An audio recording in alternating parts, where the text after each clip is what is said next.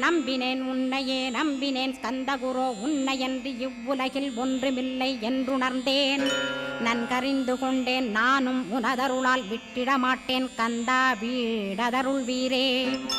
நடுநற்றித்தானத்து நான் உனை தியானிப்பேன் பிரம்ம மந்திரத்தை போதித்து வந்திடுவாய்.